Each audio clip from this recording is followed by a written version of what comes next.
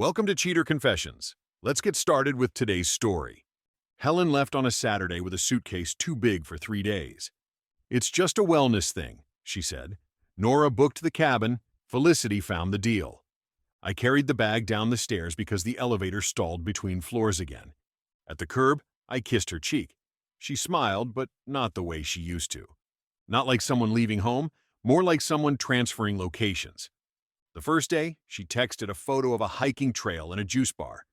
Sunday night, a blurry fire pit and wine glasses. I replied normally. "Looks nice. Enjoy it. Sleep early." But by Tuesday, she was still there. New photos, new captions, still at the cabin. She hadn't said she was staying longer, but I got the message. That evening, I was rinsing plates when my phone buzzed with a long message preview. "Hey, Matthew, I've had a lot of time to think out here. We need to talk when I get back. I think we should see other people." That was the whole message. No apology, no explanation. Just a single, clean break dressed up as a conversation starter. I read it again. There was no room in it for questions, no softness, just the ending, delivered like a headline. She'd made up her mind. All that was left for me was to accept it. Whether she was halfway through a glass of wine when she sent it or sitting by a fire with her friends didn't matter. I already knew what the rest of the week would look like if I left it in her hands. Me on standby, her deciding later whether to make it final. I typed back, "Clarity is good." Then I locked the screen and didn't wait for her reply. That night, I pulled out the lease agreement from the junk drawer. It was set to end on Saturday, 4 days. I called Mr. Patel, our landlord, that evening and informed him I would be vacating the apartment by the lease end and returning the keys by noon on Saturday. He seemed surprised at the short notice, but I made it clear the decision was final and straightforward. After we hung up, I booked a moving truck and hired 2 guys for Saturday morning. Then I started packing. My clothes, my books, cables, papers. Her things? Not yet. I'd box them up tomorrow. I didn't cry, I didn't drink, I didn't scroll back through old texts. She said we needed to talk. I decided we didn't. On Wednesday, I cleared my side first. Clean lines. No second guessing. When I finished, I opened a spreadsheet and built an inventory for Helen's things. Categories, counts, brief notes. If she asked where something was, I wanted one answer, not a debate. Thursday, I started on Helen's side.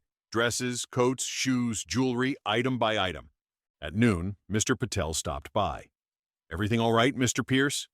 "Everything documented," I said, tapping the clipboard. "Her pickup window is tomorrow, same as mine."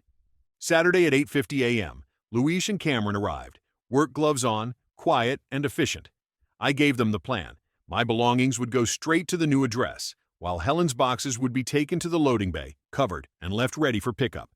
Luis understood immediately and began taking wide and close-up photos of everything, each with a visible timestamp. By 10, my life was in the truck. By 11, Helen's boxes were stacked under the awning in the loading bay, 2 blue tarps tied down along the rail, a printed inventory sheet taped to the top box with her name bold across the header. I left a second copy with the concierge and emailed Helen, Nora, and Felicity the pickup code and the 2-hour window. Noon hit. Mr. Patel did the walkthrough, checked outlets, faucets, and closets. "Immaculate," he said. I handed him the keys. Outside, Cameron snapped a photo of the handshake at my request. At 3:12 p.m., Nora texted first. "Matthew, what is this?" "Lease ends today at noon. I am vacating on time.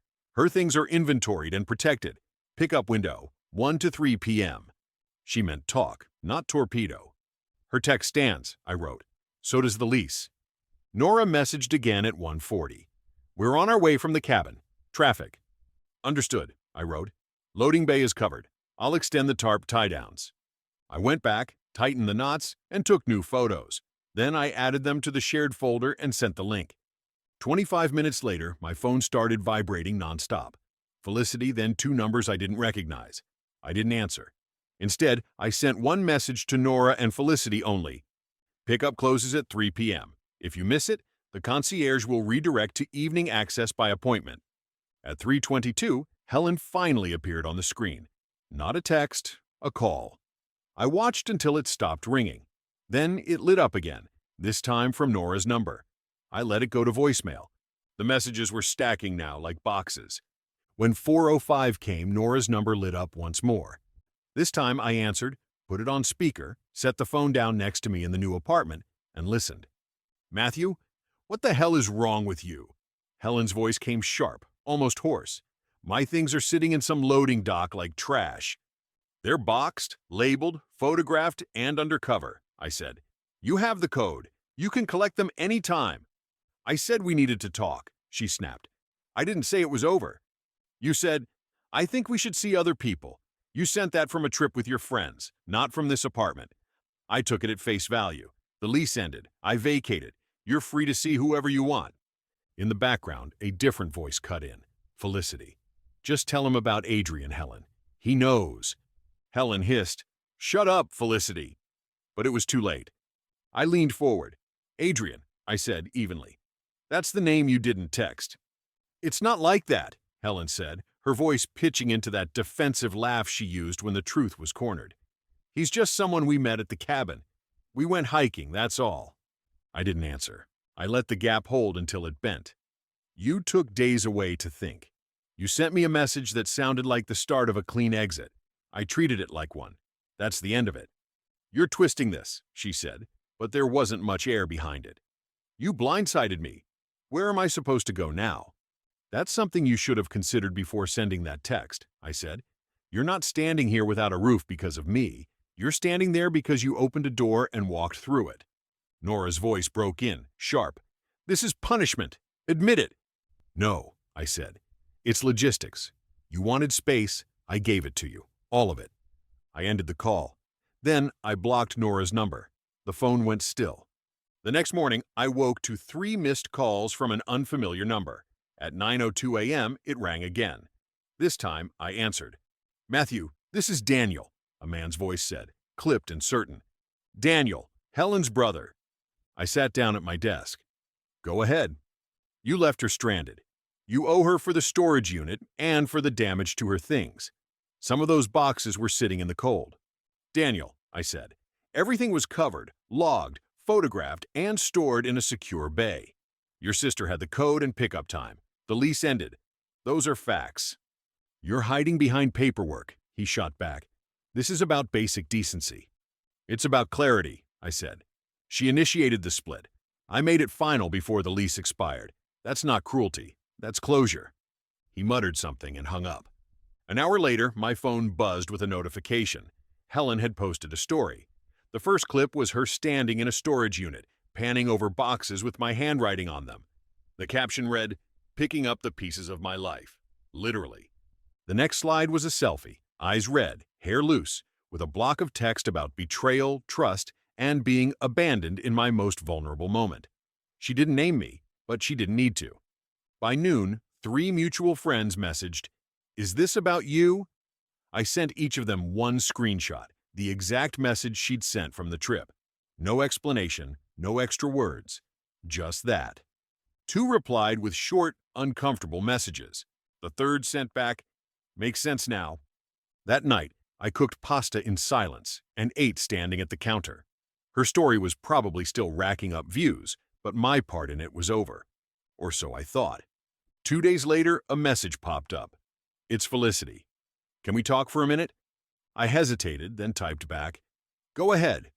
Her first line came fast. "I don't like how all this went down, but you're not wrong." I kept my response simple. "Meaning?" She sent a string of voice notes instead of texts. In them, she admitted Helen had been talking to someone named Adrian for weeks before the trip. Nora had encouraged her to soft launch a breakup while away, send the kind of text that left the door open for her to come back if Adrian didn't work out. "She didn't think you'd act on it," Felicity said. "She thought you'd wait for her to come back, and then she'd decide. I told her it was risky." "Appreciate the clarity," I said. "Don't mention I told you," she added quickly. I felt bad seeing you dragged online. That's not the whole story, and you know it." "I know it now," I replied. I put my phone down. I didn't feel relief or triumph, just certainty. Every step had been documented, deliberate. The inventory, the photos, the dates, they all told the same story. Helen had made her move. I'd simply taken her at her word and finished it. By evening, Felicity's words kept looping in my head. That was the mistake. Helen assumed she had control over the timing, that she could push me to the edge and decide when to pull me back. She found out I had my own clock, and it had already run out. A week later, word started circulating through mutual contacts. Helen was staying at Nora's apartment. Adrian, the name Felicity had dropped, was already out of the picture. According to one friend, he'd stopped answering her messages 2 days after she returned from the trip. On Friday evening, there was a knock at my new place, a smaller one-bedroom on the other side of town with bare walls. I checked the peephole. Helen stood there clutching a folder. I kept the chain on the door. She'd probably gotten the address from the change of address slip I'd filed with the post office. Helen was always quick to check mail records when she wanted something. "Yes? I want my half of the deposit," she said, "and money for the movers. You owe me." "I don't," I replied. "You can't just—" "The lease was in my name. I paid the deposit. I returned the keys. The landlord's records and my inventory prove your belongings were transferred in good condition. Anything after that is your responsibility." Her jaw tightened. "You're unbelievable." "Maybe," I said, "but I'm also done." She lifted the folder, probably full of printed emails and screenshots. "I can make this messy." "It's already clean," I said. "You tried to keep one foot in my place while testing the other somewhere else. I just saved you the trouble of deciding." For a second I thought she might start yelling, but instead she dropped her hand and exhaled through her nose. "You think you've won, don't you?" "No," I said. "I think I'm finished." She left without another word. The following Monday, I got an email from Mr. Patel. The subject line, "Deposit Returned." Inside was a scanned check for the full amount and a short note. "Matthew, thank you for leaving the apartment in excellent condition. I've never had an easier move-out inspection. I printed it and put it in my file. Not because I needed proof, but because I liked having a final line in writing." Meanwhile, Helen's girls' trip crew had gone quiet. Even Nora's posts had shifted tone. Less champagne, more cryptic quotes about betrayal. I didn't need the details. The pattern was clear. Helen had expected to leave and come back to a safety net.